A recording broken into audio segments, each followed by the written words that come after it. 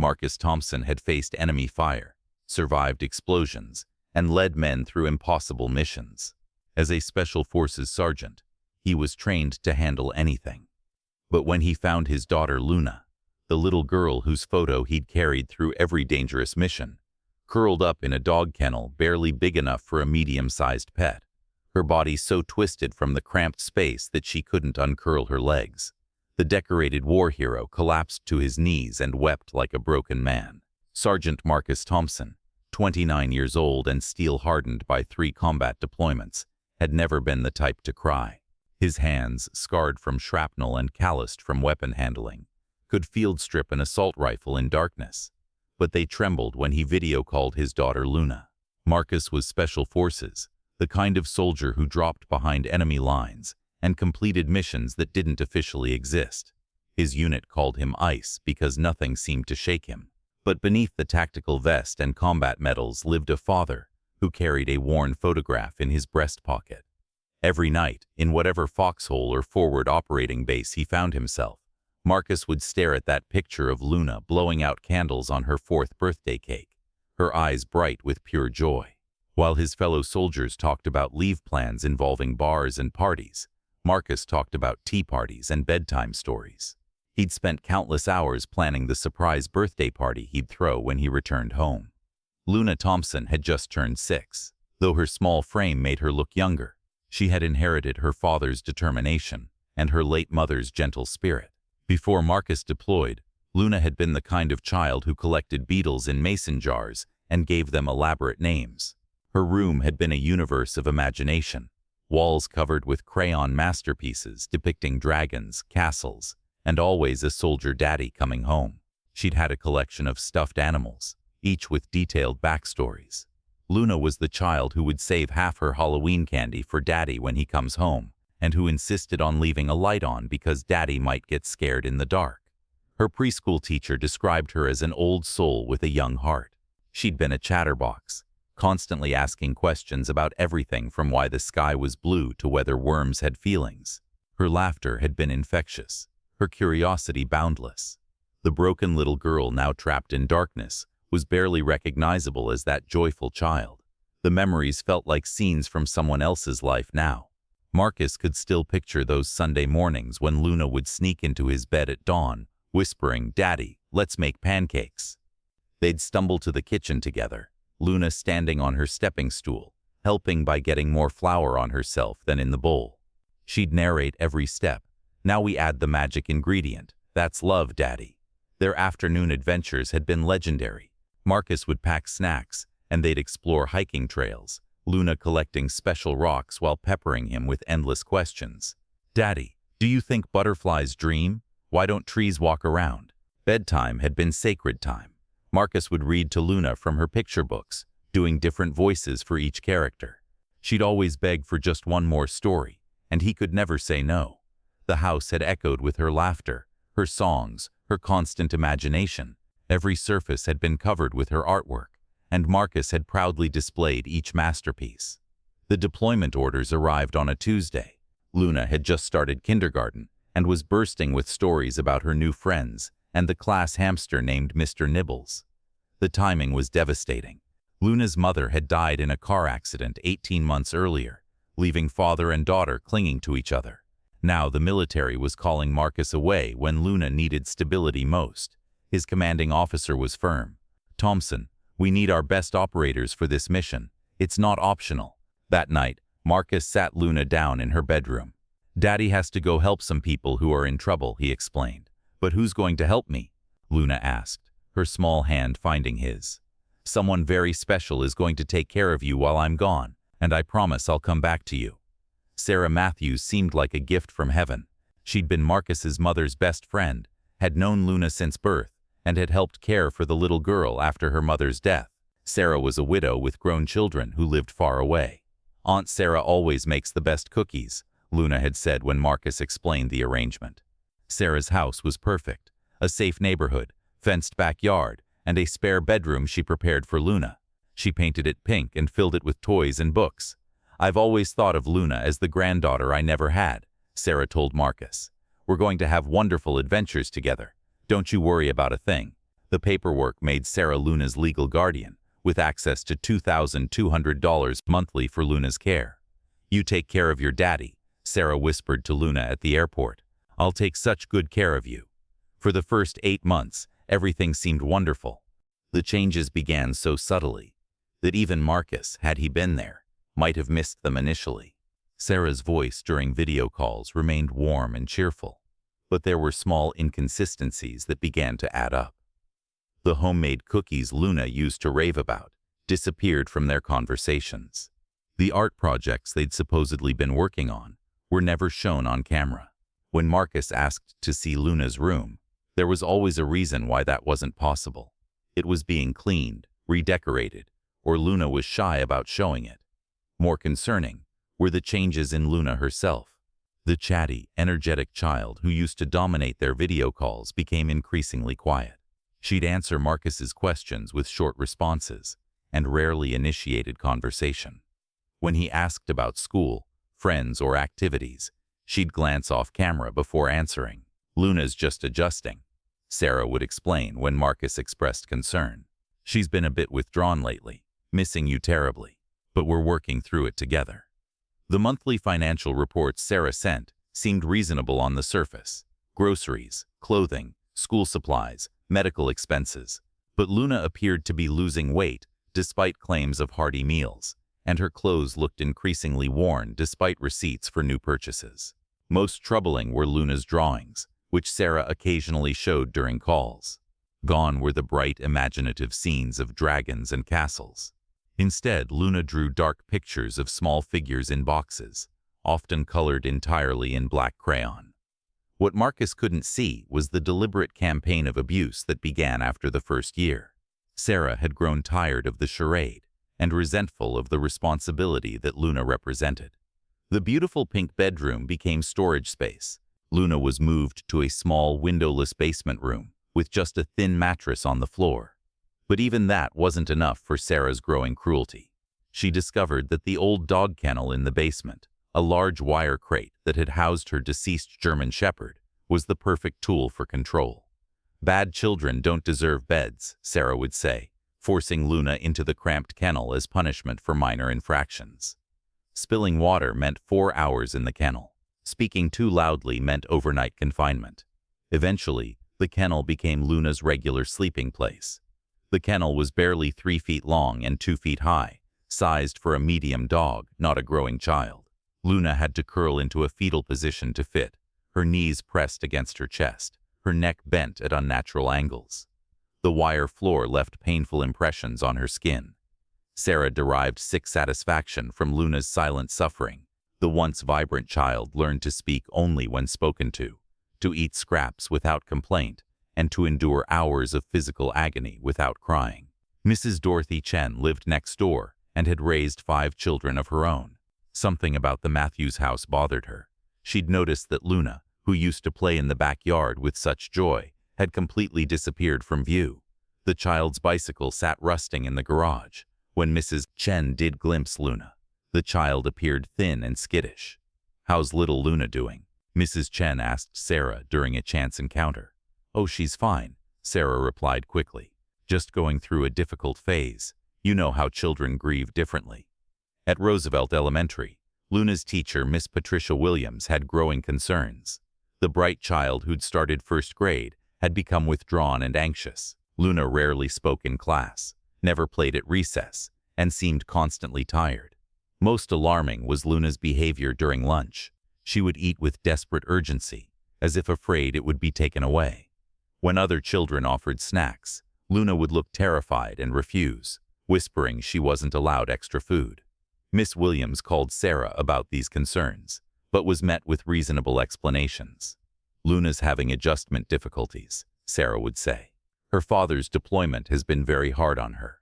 6,000 miles away, Marcus began experiencing what soldiers call the knowing, an unshakable feeling that something was wrong at home. The video calls with Luna had become disturbing.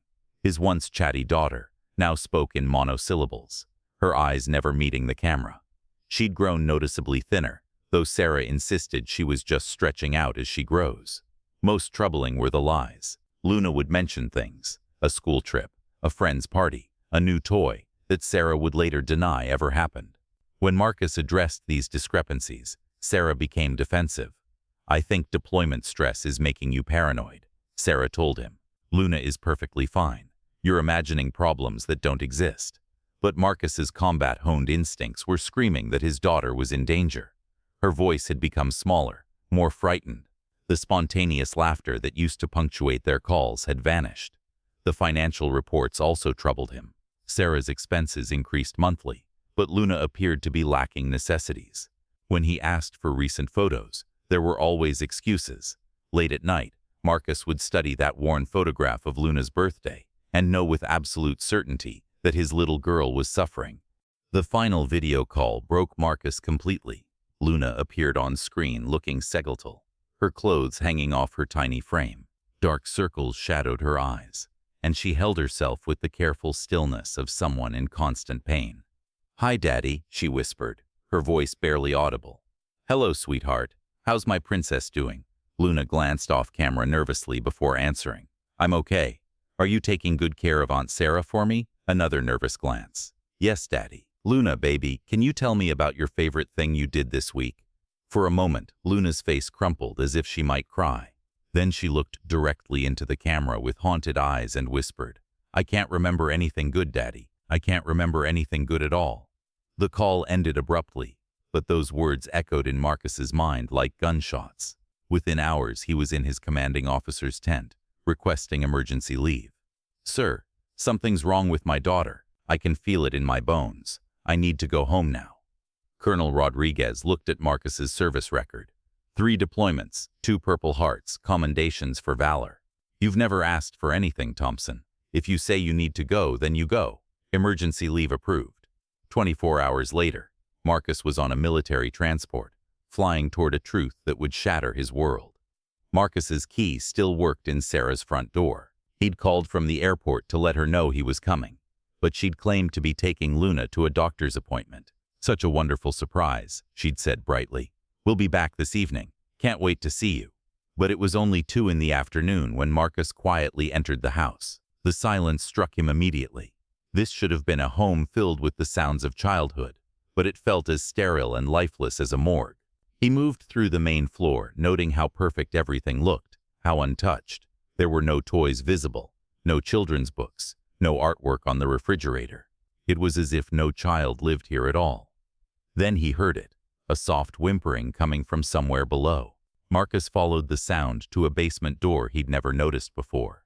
As he descended the wooden stairs, the temperature dropped and the air grew thick with the smell of fear and neglect. The basement was dimly lit by a single bare bulb, casting harsh shadows across concrete walls. In the corner, Marcus saw something that made his knees buckle. Luna was curled inside a wire dog kennel, her tiny body contorted to fit the cramped space. Her legs were bent at impossible angles, her knees pressed against her chest. She was wearing clothes that were far too big, hanging off her emaciated frame like rags on a scarecrow. But it was the position that destroyed him. Luna's neck was twisted sideways, her head pressed against the kennel bars, because there wasn't enough height for her to hold it up properly. Her arms were wrapped around her legs, and Marcus could see that her wrists and ankles bore the marks of prolonged pressure against the wire cage. She was awake but staring straight ahead with the hollow eyes of someone whose spirit had been systematically broken. When she heard footsteps, she didn't look up, didn't react. She'd learned that acknowledging her surroundings only brought more pain. "Luna," Marcus whispered, his voice cracking.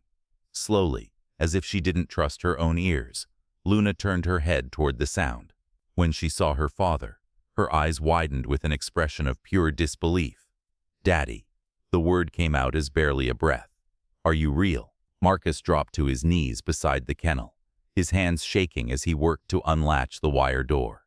When it swung open, Luna didn't move, couldn't move. Her muscles had cramped from the prolonged confinement, her joints locked in the fetal position she'd been forced to maintain. "I'm here, baby girl," Marcus sobbed, gathering his daughter's broken body into his arms. "Daddy's here now. Daddy's going to fix everything." As Marcus held Luna's fragile form, he heard footsteps on the basement stairs. Sarah appeared, her face cycling through surprise, fear, and then cold calculation as she assessed the situation. "Marcus, you're early," she said, her voice artificially bright. "Luna was just having a little time out.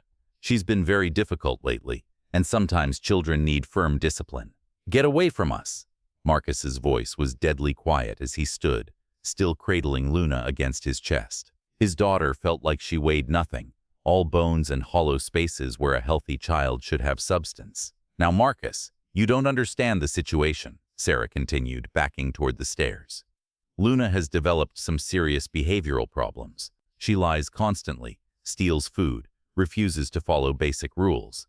The kennel was a last resort for. I said, get away from us." This time, Marcus's voice carried the authority of a man who'd commanded troops in life-or-death situations.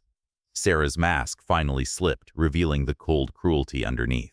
"She's an ungrateful little brat," Sarah spat. "Do you have any idea how much trouble she's been? How much of your money I've spent trying to fix her? She should be thanking me for keeping her fed and housed at all." Luna whimpered and pressed closer to her father's chest. Marcus could feel her tiny heart racing with terror. "You have exactly 60 seconds to get out of this house before I call the police," Marcus said, his voice now carrying the calm menace that had made enemy combatants surrender without a fight. Sarah grabbed her purse and keys, her movements jerky with panic and rage. At the basement door, she turned back one final time. "You can't prove anything," she snarled. "Who's going to believe your word over mine? I'm a respected member of this community." 50 seconds. After Sarah's car screeched away, Marcus carried Luna upstairs to the living room. For a long time, they just held each other, father and daughter, reunited but both shattered by what had been revealed. "I'm sorry, Daddy," Luna whispered against his shoulder. "I tried to be good. I tried so hard to be good for you." "Oh, baby girl," Marcus said, his voice breaking completely. "You are good. You're perfect. None of this was your fault. Daddy should have been here to protect you." As he held his daughter, Marcus's mind was already cataloging evidence and planning his next moves. Sarah Matthews was going to pay for what she'd done. But first, Luna needed immediate medical attention. The emergency room became Marcus's command center as doctors assessed Luna's condition. Dr. Jennifer Walsh had seen terrible cases before, but Luna's condition left her visibly shaken. "Your daughter is severely malnourished," Dr. Walsh told Marcus privately. "She weighs 28 pounds when she should weigh 45. Her muscle development has been compromised by prolonged confinement." The examination revealed systematic cruelty. Luna's body showed evidence of months in the kennel, permanent indentations from the wire, muscle atrophy from inability to move, and vitamin deficiencies from deliberate starvation. The psychological damage was devastating. Luna barely spoke, flinched at sudden movements, and showed classic trauma signs. She hoarded crackers the nurses gave her, hiding them in case they take the food away. Back at Sarah's house, investigators found detailed computer records, schedules for kennel time, lists of infractions, and financial records showing she'd spent Luna's care money on luxury items. Detective James Rodriguez had seen horrific things, but Sarah's methodical cruelty stood out. "This wasn't just neglect," he told Marcus. "This was systematic torture designed to break your daughter's spirit completely."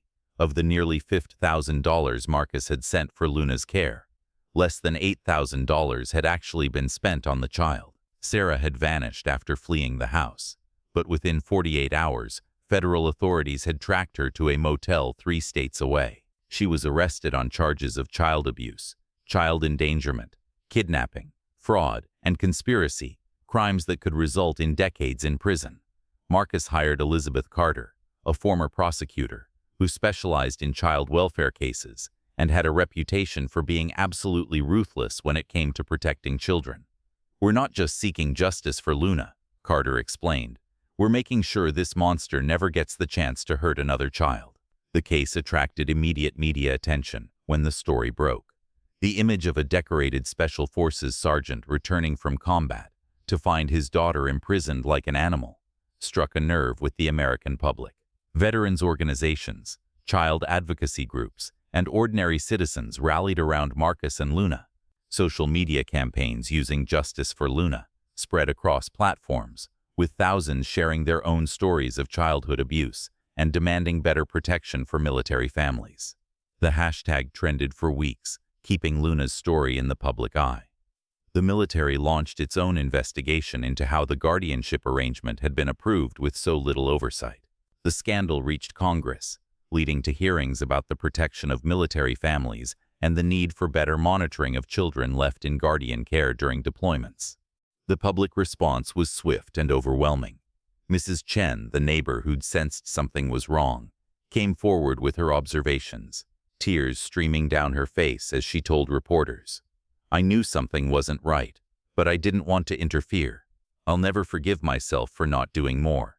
Miss Williams, Luna's teacher, provided devastating testimony about the changes she'd observed in the child. The bright, happy little girl who started in my class became increasingly withdrawn and fearful. When I tried to report my concerns, I was told I was overreacting. Fellow Special Forces soldiers who'd served with Marcus organized fundraisers for Luna's medical care and therapy. The warrior brotherhood that had sustained Marcus through combat now surrounded his family with support and protection. The story resonated far beyond military circles. Parents across the country looked at their own children and asked themselves how such horror could happen without anyone noticing.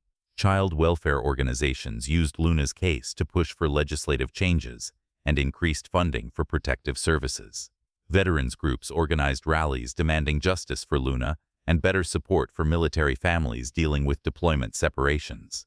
The message was clear: those who serve their country deserve to know their children are safe at home. Sarah's trial began 8 months after her arrest. She'd hired expensive attorneys who tried to portray her as an overwhelmed guardian dealing with a difficult child. But the evidence was overwhelming. The prosecution was devastating. Dr. Walsh testified about Luna's condition. Child psychologists explained the trauma. Financial experts detailed the theft of care funds. Most powerful was Luna's testimony. Now 7 and slowly healing, she took the witness stand with amazing courage. "She put me in the doghouse because she said I was bad," Luna said clearly. "But I wasn't bad. I just missed my daddy." The jury deliberated less than 2 hours before returning guilty verdicts on all counts. Judge Patricia Adams delivered a sentence reflecting the severity of Sarah's crimes. "You betrayed not only this child, but every person who trusted you," Judge Adams told Sarah. "This court sentences you to 25 years in federal prison without possibility of parole." As Sarah was led away in handcuffs, Marcus felt no satisfaction, only relief that Luna would never have to fear this woman again. Rebuilding Luna's life required patience, love, and trauma specialists. Marcus left the military to focus on his daughter's recovery, using veterans' benefits and community support to provide Luna with the best care. Dr. Michael Foster, a child psychologist specializing in severe trauma, worked with Luna 3 times weekly. "Children are remarkably resilient," he told Marcus. "But recovery from this level of abuse takes time. Luna needs to learn that she's safe, loved, and valued." Physical healing was challenging. Luna's muscles had to be retrained, her joints restored to normal motion.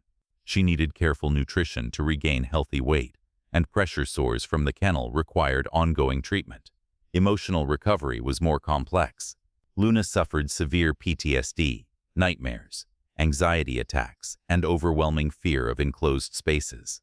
She couldn't sleep in a bed initially, choosing the floor near her father where she felt safer. Progress came in small victories.